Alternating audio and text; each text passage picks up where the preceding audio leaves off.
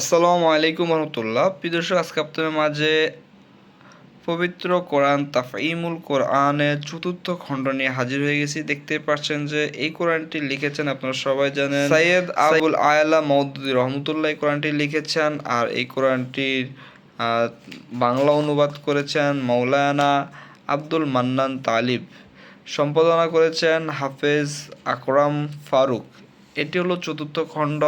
দেখতে পাচ্ছেন যে সূরা আল আরাফা থেকে সূরা আল আনফাল, এই সূরাগুলো আপনারা এই পবিত্র কোরআনটিতে পেয়ে যাবেন। এখানে লেখকের কথাবার্তা সবকিছু লেখা রয়েছে। আর এই কোরআনটিতে আপনারা মোট 2টি সূরা পাবেন। আমি যদি শুরুতে দেখাই, এখানে চিত্র সূচি নামে একটা অপশন রয়েছে, এখানে 4টি পয়েন্ট রয়েছে।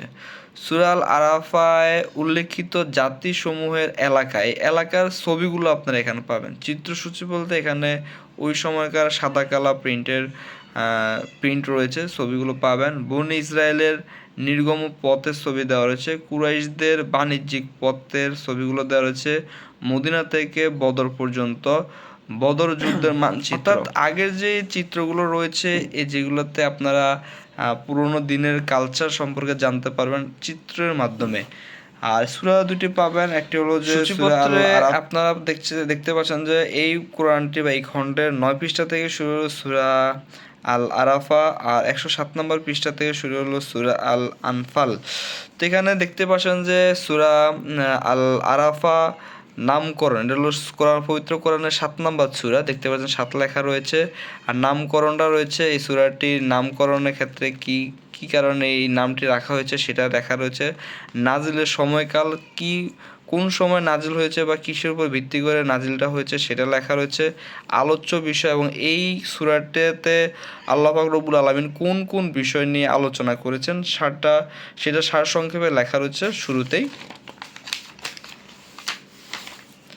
আর বিস্তারিত আপনারা জানতে পারবেন অবশ্যই কোরআন পবিত্র সূরাটি আপনারা যখন পড়বেন, বাংলা অনুবাদ এবং ব্যাখ্যা যখন পড়বেন তখন বুঝতে পারবেন। এখানে সর্বপ্রথমে আরবি আয়াতগুলো লেখা রয়েছে, তার নিচ দিয়ে কিন্তু অর্থ দেওয়া রয়েছে। অবশ্যই এই কোরআনটিতে উচ্চারণ লেখা নেই, অর্থ দেওয়া রয়েছে। আর প্রত্যেকটি আয়াতের আবার ব্যাখ্যা দেওয়া হয়েছে, যেটা সাবলীনভাবে দেওয়া হয়েছে, যাতে আমরা সহজেই বুঝতে পারি যে আল্লাহ রাব্বুল আলামিন এই পবিত্র কালামে তার কথাবার্তার মাধ্যমে আমাদের প্রতি উনি কি জানাতে চেয়েছেন, কি বলেছেন, কি উপদেশ দিয়েছেন, কি আদেশ দিয়েছেন, সব কিছু আমরা সহজেই বুঝতে পারবো।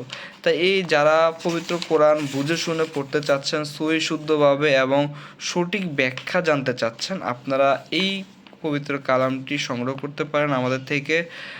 আপনারা আমাদের থেকে অবশ্যই ডিসকাউন্ট প্রাইসে পাবেন অন্য জায়গা থেকে, কারণ আমরা এইটা দিয়ে ব্যবসা করবো না, অবশ্যই এটা আমরা হাদিয়া স্বরূপ নেব।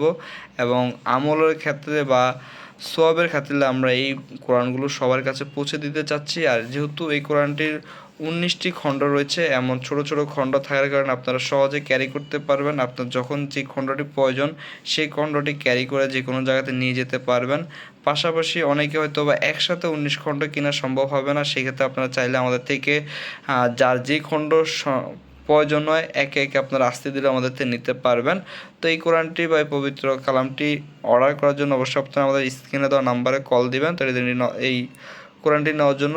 তো আজ এই পর্যন্ত, নতুন আরেকটি ভিডিও দেখার আমন্ত্রণ জানিয়ে বিদায় নিচ্ছি। আসসালামু আলাইকুম রহমতুল্লাহ।